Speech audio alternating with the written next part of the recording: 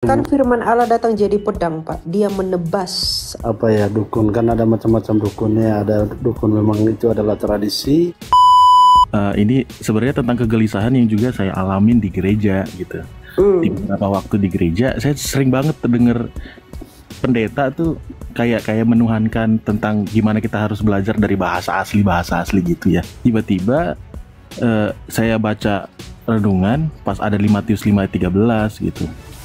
Dan karena baca ayat itu sebenarnya nggak begitu Di mana tadi? Matius 5 ayat 13 tentang garam dan terang itu. Matius 5 ayat 13. Oke, lalu? Lalu karena saya pikir emang gereja tempat di mana saya waktu itu beribadah kayak memang mengharuskan dan hampir setiap khotbah-khotbahnya itu bawa bahasa aslinya. Saya pikir akan terus menjurus ke situ, tapi begitu saya baca dalam saat teduh saya Matius 5 ayat 13 itu, saya jadi heran gitu. Tiba-tiba saya jadi teringat tentang gimana gereja, gimana bahkan gembala yang mungkin pada saat itu ngomong harus kita lihat bahasa aslinya atau ini segala macam, kok berbanding kebalik setelah saya tahu tentang kekristenan hari-hari ini gitu. Dimana di Matius 13 itu kan dibilang kamu adalah garam dan terang dunia. Tapi sementara kalau kita baca-baca bahkan itu untuk tema, bahkan itu untuk dipakai untuk hal-hal yang bersifat forum-forum gitu ya. Kita harus jadi terang. Sementara kata di situ kan secara katanya aja sebenarnya udah salah kan. Padahal di situ kata yang benar-benar yang ada di Alkitab, bahkan kayaknya di bahasa Inggrisnya juga bukan harus jadi garam atau terang gitu, tapi kita adalah terang itu gitu. Kenapa jadi kontradiktif gitu ya? Di satu sisi maksudnya coba maksudnya gini, sorry kan, beberapa pendeta sering banget bilang bahas bahasa aslinya, tapi tiba-tiba kalau para pendeta itu bahas tentang Matius 5 ayat 13, kenapa tiba-tiba yang tadinya bukan to be jadi malah dihilangin to be-nya gitu. Kita harus jadi terang Bapak Ibu gitu kan. Kita harus jadi, padahal bahasa aslinya, bahasa Indonesianya aja nggak bilang harus jadi terang. Jadi maksudnya kalau begitu kamu kalau tidak harus menjadi terang, lalu kamu harus menjadi apa? Lo nggak, maksudnya kalau dalam konteks itu kan kita lihat kan emang benar-benar enggak, maksud saya di dalam satu sisi pendeta itu bilang kita harus dalami bahasa aslinya, tapi kok di Matius 13 itu kan bahasa aslinya juga tidak menghilangkan tubinya gitu. Kenapa tiba-tiba di situ hilang tubinya? Kenapa ada kata harus? Bukannya di situ terang-terangan dibilang itu kamu belum mengerti masalah hermeneutika. Hermeneutika itu penafsiran, bro. Jadi bahas kembali kepada bahasa aslinya itu masih pemahamannya secara literal ya. Mungkin dikatakan di sini kamu adalah garam dunia, kamu adalah terang dunia. Oke, bahasa aslinya pun begitu, tidak ada kata harus di sana. Tapi kenapa harus hermeneutika? Lihat ayat 16-nya. Demikianlah hendaknya terangmu bercahaya di depan orang, supaya mereka melihat perbuatanmu yang baik dan memuliakan Bapamu yang ada di surga. Jadi, kalau agar Bapamu itu kelihatan mulianya di surga dan perbuatanmu itu menjadi terang, ya kamu harus menjadi terang. Itu namanya hermeneutika. Ya, bahasa aslinya emang begitu. Enggak ada kata harusnya. Tapi lihat konteks. Ini mengajar mengenai apa? Gitu. Jadi itu pendetamu itu tidak salah, itu benar. Karena itu hermeneutika, bukan menambah maksud, tetapi memahami maksud keseluruhan. Kamu jangan lupa bahwa nomorisasi itu diberikan untuk mempersingkat pembacaan saja, tapi makna keseluruhan itu lihat sampai habis. Ya, bagaimana kamu mungkin bisa menjadi terang, menunjukkan kemuliaan Bapamu yang adalah terang kalau kamu tidak harus menjadi terang? Kalau kamu biasa-biasa saja tidak menjadi terang, artinya kamu adalah gelap. Tidak ada yang netral. Karena Kristus mengatakan bahwa respon orang mendengarkan penginjilan itu ada dua, ada ya, ada tidak. Enggak ada yang enggak ya, enggak tidak. Itu enggak ada. Jadi kalau kamu tidak terang, berarti kamu adalah gelap. Gelap itu ada karena ketiadaan cahaya. Tidak ada orang bisa dikatakan kondisi netral dalam gelap menurut intensitas cahayanya. Demikian pula dengan kerajaan Allah. Begitu. Jadi keharusan itu bukan penambahan, tapi penegasan definisi dari kamu adalah terang. To be what? Memuliakan Bapa. Kalau kamu netral-netral, tidak ada kemuliaan Bapamu karena tidak ada yang netral. Begitu. Ya. Oke Kak, berarti kalau misalnya arahnya ke hermeneutik, apa hermeneutik ya? Kalau Misalkan kitab suci. kalau cara menafsirkannya seperti itu, berarti saya juga bisa dong menafsirkan bahwa ada maksud dalam tujuan Tuhan. Kenapa dia nggak mesti bilang kamu harus?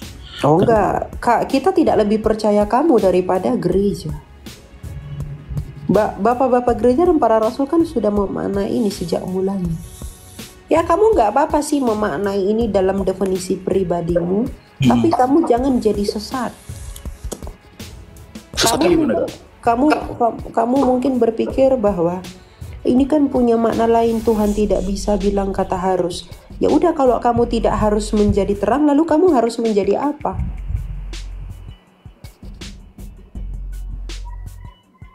Ya karena kita saya memahaminya kalau Tuhan sedang memberitahu kita jati diri kita sebenarnya kalau kita adalah terang. Saya enggak. Kalau kamu berbuat dosa, apakah kamu terang? Bagi kemuliaan Bapa. Kalau kamu bunuh orang, apakah kamu terang? Oh, itu kan saya apa adanya.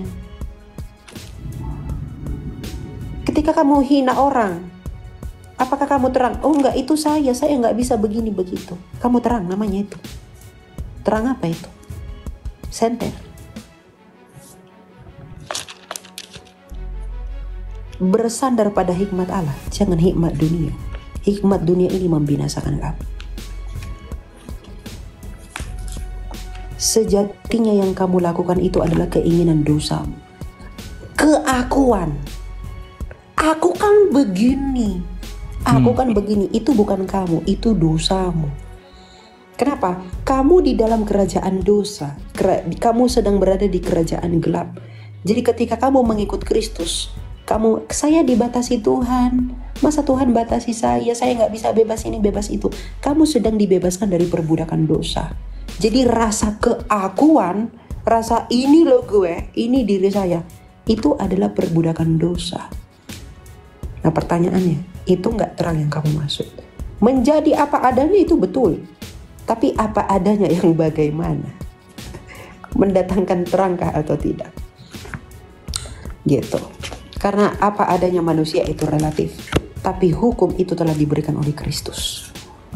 Itu yang menilai kita. Oh berarti itu emang pemahaman yang kakak bilang tadi emang udah dipahami oleh bapak-bapak gereja? Ya sudah lah, gimana sih kamu? Ya sudah.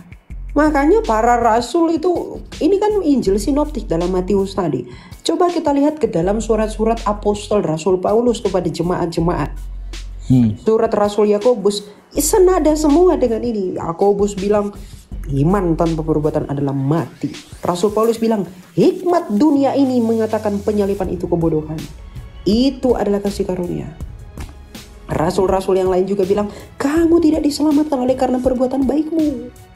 Kalau orang bilang, aku kan apa adanya, aku kan begini. Rasul Paulus bilang, orang-orang yang suka berbohong, orang-orang yang suka berbuat dosa tidak masuk dalam kerajaan Allah. Loh, itu kan aku apa adanya. Aku kan apa adanya gosipin orang. Lah, nggak ada tuh para rasul bilang jadilah apa adanya, nggak ada begitu. Karena mereka semua sehati dan sepikiran oleh kuasa tabisan Kristus bahwa apa?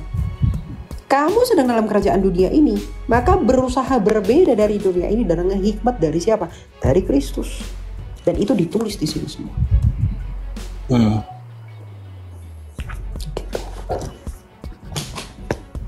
Gitu ya?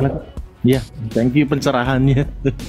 Iyalah, rasa keakuan itu, rasa keakuan dan rasa keapa-adaannya kita di luar definisi kesederhanaan diri itu kesombongan. Karena kalau Kristus, aku mau jadi apa adanya. Untuk apa dia apakah kamu mendapatkan keselamatan? Filipi 2 ayat 6. Yang walaupun dalam rupa Allah, ia tidak menganggap kesetaraan dengan Allah. Kalau dia mau apa adanya, dia setara dengan Allah, dia tidak menjadi manusia. Apakah kamu diselamatkan? Kalau dia mau apa adanya? Tidak. Kamu tidak pernah diselamatkan. Tapi dia merendahkan dirinya demi cintanya kepadamu. Dia tidak menjadi apa adanya yang pada mulanya adalah kekal dan Allah itu sendiri. Makanya yang walaupun dalam rupa Allah, Filipi 2 ayat 6, ia tidak menganggap kesetaraan dengan Allah. Pada adanya, mula adanya, dia adalah Allah yang setara dengan Bapa. Tapi dia merendahkan diri demi kamu. Kristus tidak ada prinsip apa adanya. Dia mencintai, mengasihi. Apa adanya itu bukan iman Kristen. Itu filsafat kosong dunia ini. Begitu. Tapi menurut kakak, kita bisa nggak jadi terang? Ya kita harus jadi terang. Kita di dalam Kristus. Kita menerangi orang kalau kita udah dalam Kristus. Dengan apa? Injili mereka. Melalui apa? Perbuatan-perbuatan kita. Kayak memang kita nggak akan bisa menjadi terang seperti Bapa itu. Nggak ada itu. Tapi terang di dunia ini artinya kita menjadi Mesias kecil-kecil. Pewarta Kristus kepada semua orang. Melalui perbuatan, mulut kita, mata kita, telinga kita, ucapan kita, segala hal. Menginjili mereka dari praktik hidup, dari ucapan kita kepada mereka. Itu yang Tuhan kehendaki bagi kita semua. Gitu. Oke, thank you ya kak ya. Gitu ya. Ya, thank you. Ya, jangan seperti jemaat di Laodikia, suam-suam kuku. Itu dimuntahkan oleh Kristus. Jadi, kalau ya katakan ya, kalau tidak katakan tidak. Kebetulan ada pertanyaan sebelum tadi tentang apa ya, dukun. Kan ada macam-macam dukunnya. Ada dukun memang itu adalah tradisi atau ritual yang tradisi dari dulu, dari nenek moyang kita dulu.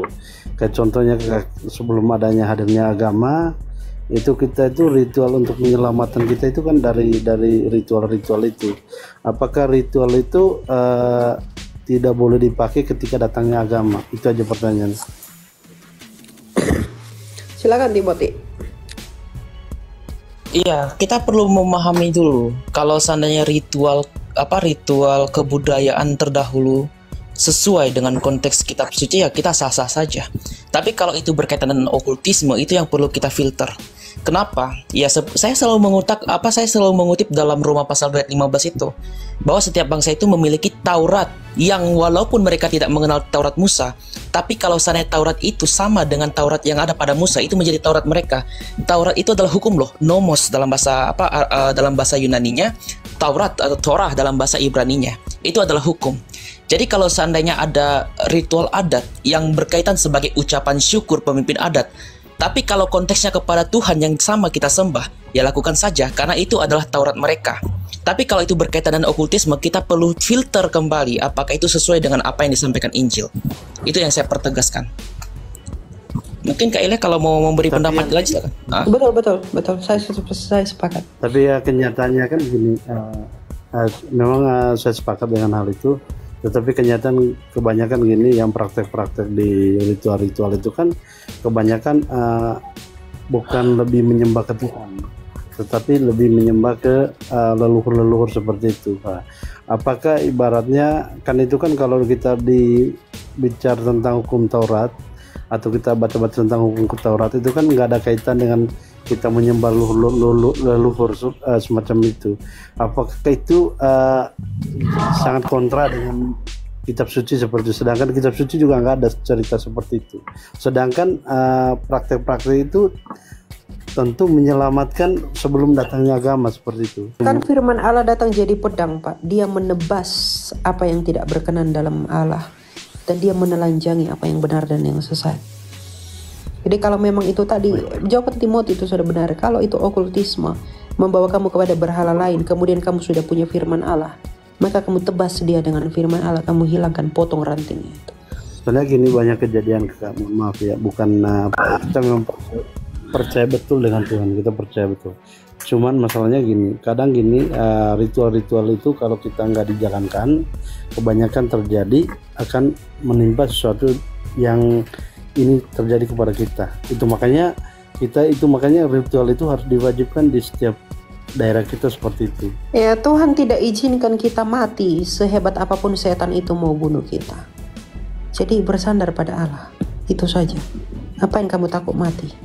Apa yang kamu takut lebih? Nanti kalau enggak dilakukan menyembah ini, membuat makanan apa, daun piring apa segala macam, banyaklah ritual-ritualnya. Nanti dia lebih ini ya. Kamu tidak akan mati kalau kamu tidak mau, kalau tidak diizinkan Tuhan mati. Ngapain takut dengan itu semua? Bersandar pada Allah. Gitu saja ya Pak. Terima kasih, mungkin benar selama ini saya terjawab ya, artinya gini ya, ngapain takut ya, gitu seperti ya.